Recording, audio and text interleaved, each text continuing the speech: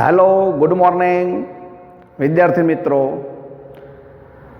રોજની લેક્ચરની શ્રેણી પ્રમાણે આજે ફરીથી આપણે પ્રકરણ નંબર 3 પ્રવાહ વિદ્યુત એમાં આજે લેક્ચર નંબર 4 છે. આજે આપણે ધાતુની અંદર ઇલેક્ટ્રોન કે જે બધા અસ્તવ્યસ્ત અને અનિયોજિત ગતિ કરતા હોય છે એમાં બાહ્ય વિદ્યુત ક્ષેત્ર જો લાગુ પાડવામાં આવે તો આ બાહ્ય વિદ્યુત ક્ષેત્રની હાજરીને કારણે ઇલેક્ટ્રોને પ્રાપ્ત કરેલા ડ્રિફ્ટ વેગનું સૂત્ર આપણે સમજવાનું છે. ખૂબ જ અગત્યનું સૂત્ર છે. નાની નાની ઘણી બધી બાબતો આ સૂત્રની સમજૂતીમાં આવી જાય છે. અગાઉ આપણે જે બધી સમજૂતી લીધી હતી એનો આ સૂત્રની તારવણીમાં આપણે ભરપૂર ઉપયોગ કરવાનો છે. એટલે બધા એકદમ સાવધ થઈ જાઓ. બરાબર. નાની નાની બાબતો આપણે રિમાઇન્ડ કરતા જશું અને સૂત્રની તારવણી કરતા જશું. તમારે લેક્ચર પૂરું થાય એ પછીનું જે નોટની અંદર જે બધી નોંધ કરવાની છે એ બધી નોંધ બોર્ડ ઉપર લખીને આપણે તૈયાર રાખી છે. સરસ મજાની નોટ બનાવવાની છે અને દરેક સૂત્ર છે એ વ્યવસ્થિત રીતે સમજીને પાકા કરવાના છે. તો આપણે પહેલાં ડ્રિફ્ટ વેગની સમજૂતી લઈએ. હવે પ્રારંભિક વેગ એવો શબ્દ તમે સાંભળ્યો છે, અંતિમ વેગ એવો શબ્દ પણ તમે સાંભળ્યો છે. તમારા માટે આ ડ્રિફ્ટ વેગ એ નવો શબ્દ આવ્યો. આમ જોઈએ તો શબ્દોના અર્થ પ્રમાણે જોઈએ તો ટુ ડ્રિફ્ટ એટલે ઘસડાવવું એવો અર્થ થાય. તો આ શબ્દના અર્થ પ્રમાણે ધાતુની અંદર ઇલેક્ટ્રોન બાહ્ય બળની અસર નીચે પોતાની ઈચ્છાની વિરુદ્ધ બહારથી લાગતા બાહ્ય બળને કારણે એને પરાણે ગતિ કરવી પડે છે. સાદી ભાષામાં છોકરું આપણે પકડીને હાથમાં આપણે લઈ જતા હોઈએ, એને ચાલવું ન હોય અને આપણે પરાણે ખેંચીને લઈ જઈએ ને, એના જેવી વાત થઈ. એ અર્થની અંદર આપણે આ ડ્રિફ્ટ વેગ આપ્યો છે. પરંતુ આપણે તો સમજૂતી ફિઝિક્સ પ્રમાણે લેવાની છે. આ તો એક વ્યવહારિક ઉદાહરણ આપ્યું શબ્દોનો અર્થ સમજાય તે માટે. તો ચાલો ફિઝિક્સ પ્રમાણે વાહકની અંદર ડ્રિફ્ટ વેગ એટલે શું એ આપણે સમજી લઈએ. આપણે સૌ જાણીએ છીએ કે ધાતુની અંદર રહેલા બધા મુક્ત ઇલેક્ટ્રોન એ વાયુના અણુઓની માફક અસ્તવ્યસ્ત અને અનિયોજિત એટલે કે ઉષ્મીય ગતિ કરતા હોય છે.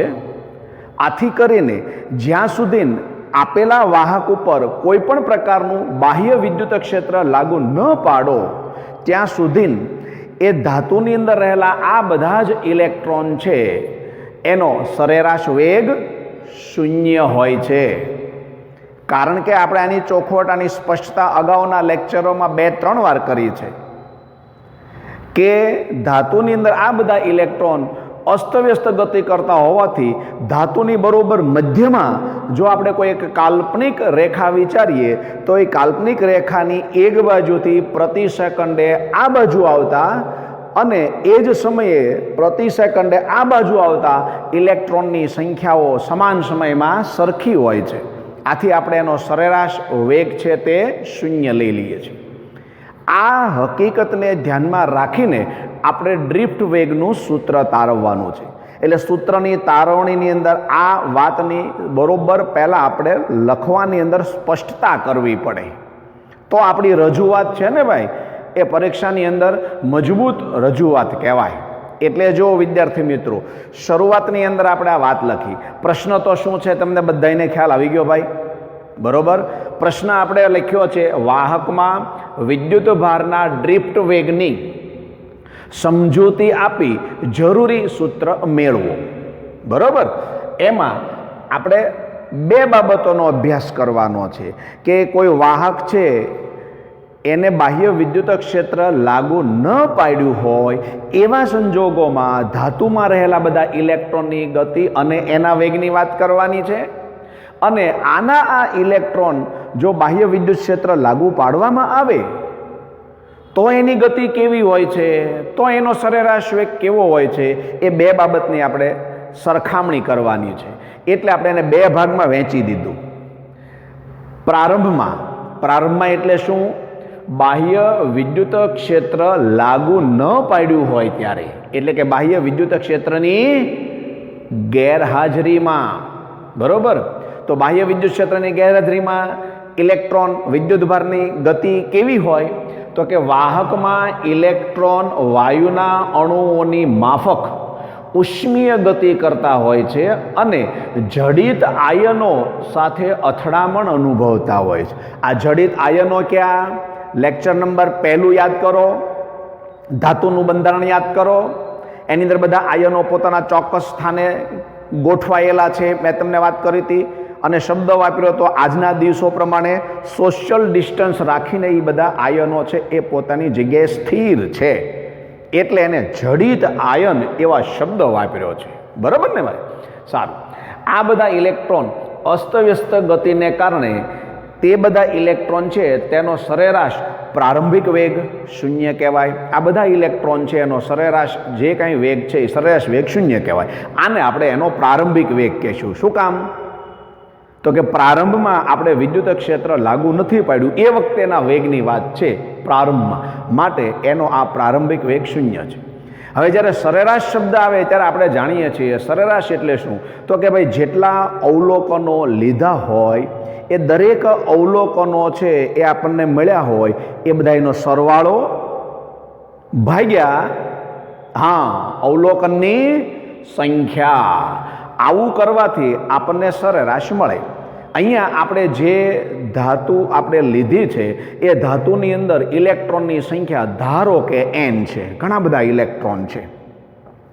આ બધા ઇલેક્ટ્રોનના વેગ છે એ અસ્તવ્યસ્ત જુદા જુદા હશે. કોઈકનો વેગ વધુ, કોઈકનો વેગ ઓછો, કોઈકનો આ દિશામાં, કોઈકનો આ દિશામાં, કોઈકનો આ દિશામાં, કોઈકનો આ દિશામાં, બધાના વેગ અલગ અલગ છે. એટલે બાહ્ય વિદ્યુત ક્ષેત્રની ગેરહાજરીમાં આ n ઇલેક્ટ્રોનનો જો સરેરાશ વેગ લઈએ તો એ બધા જ ઇલેક્ટ્રોનના વેગનો સરવાળો ભાગ્યા તમે લીધેલા અવલોકનોની સંખ્યા, એમ કરવાથી આપણને એનો પ્રારંભિક સરેરાશ વેગ મળે, જે આપણે 0 કહેવાનો છે.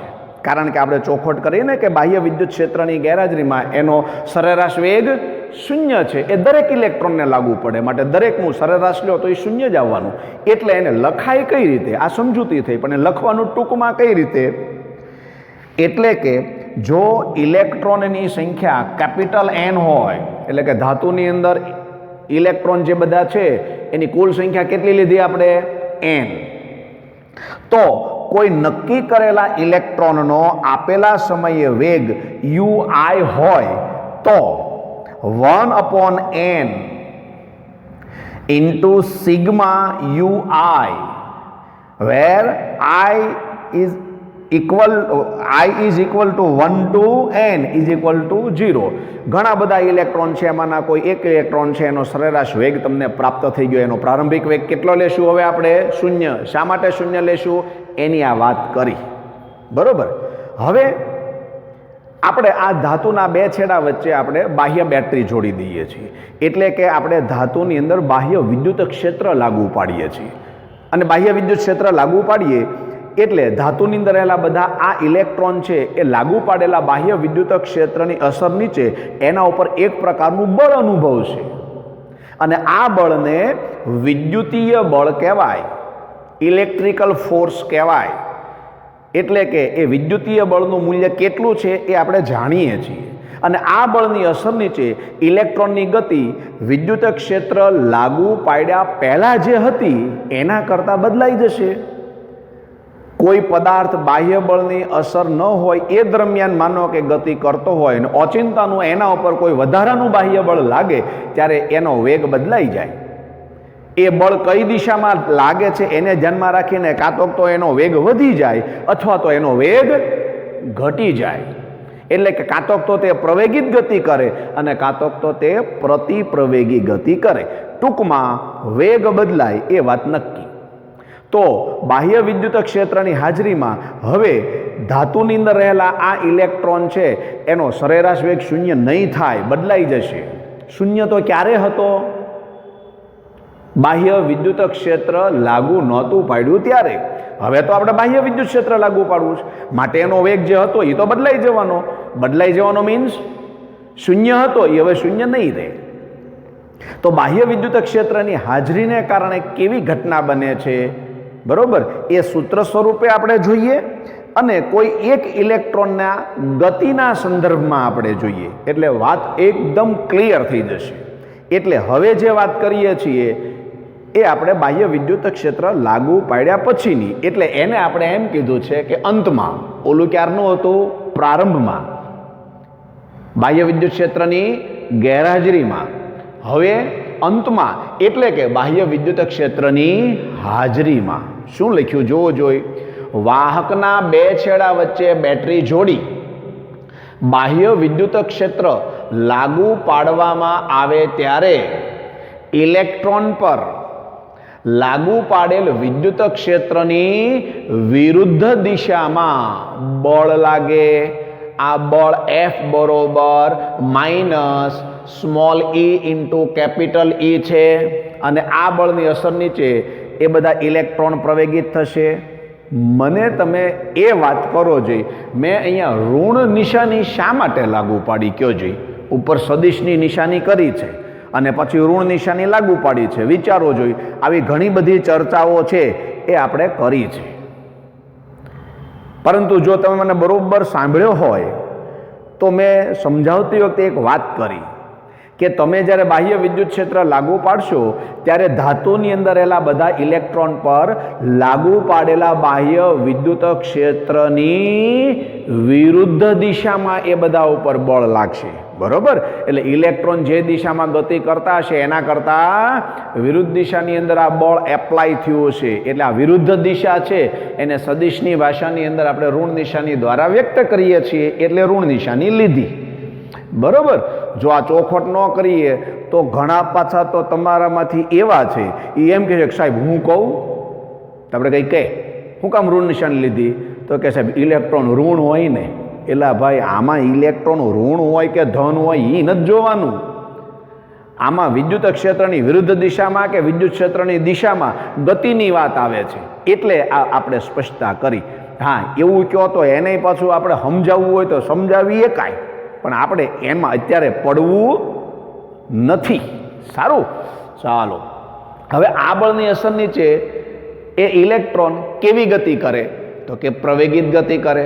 અને કોઈ પણ પદાર્થ જ્યારે પ્રવેગિત ગતિ કરતો હોય, અહીંયા ઇલેક્ટ્રોન એ એમ દ્રવ્યમાન ધરાવતો એક કણ જ છે ને ભાઈ, એનું દ્રવ્યમાન એમ છે, તો એ પ્રવેગિત ગતિ કરે છે. અને પ્રવેગિત ગતિ કરતા હોય તો ન્યૂટન ગતિનો બીજો નિયમ લાગુ પાડી શકાય. ન્યૂટન ગતિના બીજા નિયમ અનુસાર F બરોબર ma. આથી કરીને આ જે F લખ્યું છે એની જગ્યાએ તમે m ઇન્ટુ a લખી શકો, જ્યાં m એ ઇલેક્ટ્રોનનું દળ છે. આ સૂત્રની અંદર તમે એ છે એને સૂત્રનો કર્તા બનાવો તો સ્મોલ a એટલે કે પ્રવેગ a બરોબર minus e into capital E upon m. જો અહીંયા ઋણ નિશાની ન લખવી હોય તો એને શબ્દોમાં નીચે લખી નખાય કે અહીંયા ઇલેક્ટ્રોન છે એ લાગુ પડેલા વિદ્યુત ક્ષેત્રની વિરુદ્ધ દિશામાં ગતિ કરે છે, બસ. તો ઋણ નિશાની લખવાની જરૂર નહીં. હા, હવે અહીંયા અટકો. આ બાહ્ય વિદ્યુત ક્ષેત્રની હાજરીમાં ધાતુની અંદર ઇલેક્ટ્રોને પ્રાપ્ત કરેલા પ્રવેગનું સૂત્ર છે. મારે આના ઉપરથી એક નાનો એવો MCQ બનાવવો છે. મને આ MCQ તમે બનાવીને આપો. કઈ કઈ બાબત તમારે મને આપવી પડશે એનો આઈડિયા આવે છે? સૂત્ર જો એટલે ખ્યાલ આવે તો કે હા સાહેબ, તમે જે વિદ્યુત ક્ષેત્ર લાગુ પાડ્યું ને સાહેબ, એ લાગુ પાડેલું વિદ્યુત ક્ષેત્ર છે ને કેપિટલ E, એનું મૂલ્ય આપી દો. તો આ વિદ્યુત ક્ષેત્રની અસર નીચે એને કેટલો પ્રવેગ પ્રાપ્ત કર્યો એ પ્રવેગની વાત આવે. આ પ્રવેગની વાત આપણે પ્રકરણ નંબર 1માં આવે છે. તો આ બધા MCQ કે દાખલા આવી રીતના જે સૂત્ર આવે એના ઉપર અલગ અલગ પ્રકારના ડેટા આપી અને આપણે બનાવવાના, સોલ્વ કરવાના. આ પ્રવેગનું સૂત્ર મળ્યું. હવે તમારી સામે અહીંયા એક આકૃતિ દોરી છે. એમાં આ જે સળંગ લાઈન જે છે ને, જો કલરનો તમને ખ્યાલ આવતો હોય તો એ વ્હાઇટ કલર ચોકથી દોરેલી છે ભાઈ, સળંગ લાઈન. અને બીજી એની બાજુમાં ત્રુટક રેખા દોરેલી છે. જો કલર તમને દેખાતો હોય તો એ લાલ કલરની છે. આ બંને વેગ આપણે બતાવ્યા છે, ગતિમાર્ગ બતાવ્યા છે કોના? ઇલેક્ટ્રોનના. બાહ્ય વિદ્યુત ક્ષેત્ર લાગુ પાડ્યા પહેલા કોઈ એક ઇલેક્ટ્રોનના ગતિનો આપણે વિચાર કરીએ છીએ. એ માનો કે પોતાની ગતિ એ આગળથી શરૂ કરે છે, એ આગળથી એની ગતિ આવી રીતના અસ્તવ્યસ્ત અને અનિયોજિત ગતિ છે, આવી રીતના ગતિ કરતો કરતો માનો કે એ પોતાની ગતિ બી સુધી કરે છે. આપણે બી સુધી બતાવી. આ એક ધાતુ છે, બરોબર. એટલે કે આ જે સફેદ ચોકથી દોરેલી આ લીટી છે એ તમને બાહ્ય વિદ્યુત ક્ષેત્રની ગેરહાજરીમાં કોઈ નક્કી કરેલા એક ઇલેક્ટ્રોનનો ગતિમાર્ગ છે તે એથી આગળ શરૂ થાય છે અને બી આગળ પૂરો થતો બતાવ્યો. હવે તમે આ જે ધાતુનો ટુકડો આપ્યો છે એને બેટરી સાથે જોડી દો. એટલે બેટરી સાથે જોડવો એટલે આપણે આવું વિચારો કે અહીંયાથી આપણે આમ લઈને બેટરી જોડી દીધી, આમ કરીને આમ, બરોબર. આ બેટરીનો ધન ટર્મિનલ છે એ મેં આ બાજુ જોડી દીધો. એટલે આ બાજુ બેટરીનો ધન ટર્મિનલ જોડ્યો, આ બાજુ બેટરીનો ઋણ ટર્મિનલ જોડ્યો. એટલે આની અંદર એક પ્રકારનું વિદ્યુત ક્ષેત્ર ઉત્પન્ન થયું. વિદ્યુત ક્ષેત્ર ધનથી ઋણ દિશામાં હોય એટલે લાગુ પાડેલું વિદ્યુત ક્ષેત્ર છે ને ભાઈ એ આ દિશાની અંદર છે. આ લાગુ પાડેલું વિદ્યુત ક્ષેત્ર છે, બરોબર. એ વિદ્યુત ક્ષેત્રની અસર નીચે હવે જે ઇલેક્ટ્રોનની ગતિ એ આગળથી શરૂ થતી હતી અને બી આગળ પૂરી થતી હતી એ વિદ્યુત ક્ષેત્રની હાજરીને કારણે ક્યાં પૂરી થશે? તો કે ભાઈ વિદ્યુત ક્ષેત્રની હાજરીને કારણે તો હવે એના ઉપર બળ લાગે. બળ લાગે એટલે ઇલેક્ટ્રોન ખેંચાય, અને ખેંચાય એટલે પહેલાં જ્યાં ગતિ પૂરી કરતો હતો એના કરતાં કંઈક આગળ પૂરી કરે. સીધી વાત છે ને. આપણે ચાલતા ચાલતા જતા હોઈએ અને ઊભા રહ્યો એમ કોઈ કહે તો આપણે ત્યાં ઊભા રહી જઈએ, પણ એના બદલે દોડતા દોડતા જતા હોઈએ અને કોઈક આપણને એમ કહે સ્ટોપ તો આપણે ત્યાં ઊભા ન રહીએ, એકાદ બે ડગલા આગળ વૈયા જઈએ કે નહીં, અથવા તો પગથી આમ બ્રેક મારીએ તો થોડા ઘસડાઈએ કે ન ઘસડાઈએ કયો જોઈએ. બસ અહીંયા આવી વાત આપણે કરીએ છીએ કે પહેલાં ઇલેક્ટ્રોન બાહ્ય વિદ્યુત ક્ષેત્ર લાગુ નહોતું પાડ્યો ને ત્યારે હાલતો હાલતો જતો હતો. આવું વિચારવાનું. એ ચાલતા ચાલતા સ્પીડમાં ચાલતો હતો, પરંતુ બાહ્ય વિદ્યુત ક્ષેત્ર લાગુ પાડ્યું એટલે એના પર બળ લાગવા માંડ્યું, ઉત્સાહમાં આવી ગયો એટલે ચાલવાની બદલે એ દોડવા માંડ્યો. આથી કરીને એની ગતિ બાહ્ય વિદ્યુત ક્ષેત્રની હાજરીને કારણે બીની બદલે બી કરતાં કંઈક આગળ પૂરી થશે. એ કંઈક આગળ એટલે બીની બદલે એ ગતિ બી ડેશ પાસે આપણે પૂરી થતી બતાવી. આથી એમ કહી શકાય કે લાગુ પાડેલા બાહ્ય વિદ્યુત ક્ષેત્રની અસર નીચે ઇલેક્ટ્રોને અનુભવેલું અસરકારક સ્થાનાંતર આ બીથી બી ડેશ સુધીનું છે ભાઈ. તો આ અસરકારક સ્થાનાંતર દરમિયાન એને જે કંઈ વેગ પ્રાપ્ત કર્યો હોય તે વેગ એટલે જ ડ્રિફ્ટ વેગ, એટલે જ ડ્રિફ્ટ વેલોસિટી. એટલે આપણે અહીંયા સ્પષ્ટતા કરી છે. સૂત્રની તારવણી હમણાં આપણે સરસ રીતે જોઈ લઈએ, બહુ સહેલી છે, પણ આ ડ્રિફ્ટ વેગની સમજૂતી મેં તમને આપી. આ આકૃતિની નીચે શું દોર્યું છે? લખ્યું છે કે જ્યાં બી ડેશ એ બાહ્ય વિદ્યુત ક્ષેત્રની અસર નીચે ઇલેક્ટ્રોને કરેલું અસરકારક સ્થાનાંતર છે. આ આપણે વર્ણન કર્યું.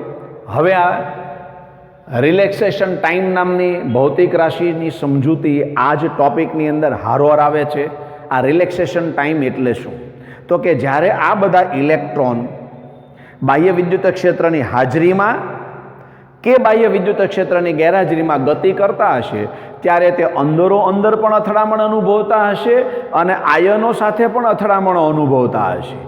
એમાં આયનો સાથે અથડામણ થવાની સંભાવના વધારે છે. અને આ બધા આયનો છે એ આપણે આગળ શબ્દ વાપર્યો એમ જડિત આયનો છે, એટલે કે ભારે આયનો છે. ભારે, ઇલેક્ટ્રોનની સરખામણીમાં બહુ ભારે છે એમ કહેવાય. તો આ ઇલેક્ટ્રોન જ્યારે બધા ગતિ કરતા હશે ત્યારે ઇલેક્ટ્રોન ગતિ કરતો કરતો આની સાથે અથડામણ અનુભવે, ત્યાંથી અથડાય એટલે દિશા બદલાઈ જાય. એટલે ગતિ કરતો કરતો આમ આવે, એમ આવે એટલે અહીંયા એક આયનારે અથડાય એટલે ત્યાંથી એની ગતિની દિશા બદલાય. પાછો અહીંયા એક આયનારે અથડાય ત્યાર પછી એની ગતિની દિશા બદલાય. એટલે આ અથડામણોને કારણે એની ગતિ છે ને એ અસ્તવ્યસ્ત થઈ જાય. પરંતુ આ બધા ઇલેક્ટ્રોન ધાતુની અંદર ગતિ કરતા હોય ત્યારે સતત અથડાયા કરતા હોય. પરંતુ કોઈ પણ બે ક્રમિક અથડામણો વચ્ચેનો જે સમયગાળો છે એ દર વખતે નક્કી ન હોય. આપણે મેળાની અંદર ફરવા ગયા અને એમાં આપણી હારે એક ભાઈબંધ હતો, એ ભૂલો પડી ગયો.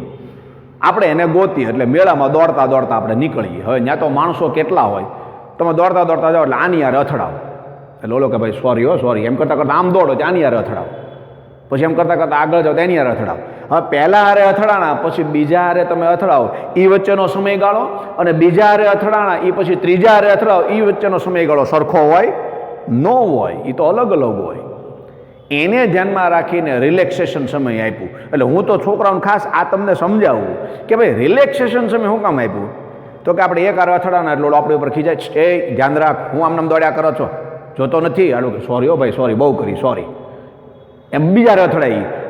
ત્યાં બીજો એમ કે એ ભાઈ હવે આ બે અથડામણ વચ્ચે તમે થોડાક હળવાશ અનુભવો. અથડાવ ત્યારે હળવાશ હોય ન હોય, અથડાવ ત્યારે કોઈ કાંઠલો પકડાય, કોઈક ફેરવીને ચડાવી દે, બરોબર. પણ આ બે અથડામણ વચ્ચે તમને એમ થાય ઘાસ એમ, એટલે રિલેક્સ હો. આવું સમજાવવા માટે. જો પરીક્ષામાં આવું કંઈ લખવાનું નથી હો, લખાય હું એ મેં બોર્ડ ઉપર લખ્યું છે, એ ટેક્સ્ટ બુકમાં લખ્યું છે. આ તો રિલેક્સેશન ટાઈમ, રિલેક્સ થવા માટેનો સમયગાળો ઇલેક્ટ્રોન માટે કયો છે, તો કે બે અથડામણની વચ્ચેનો.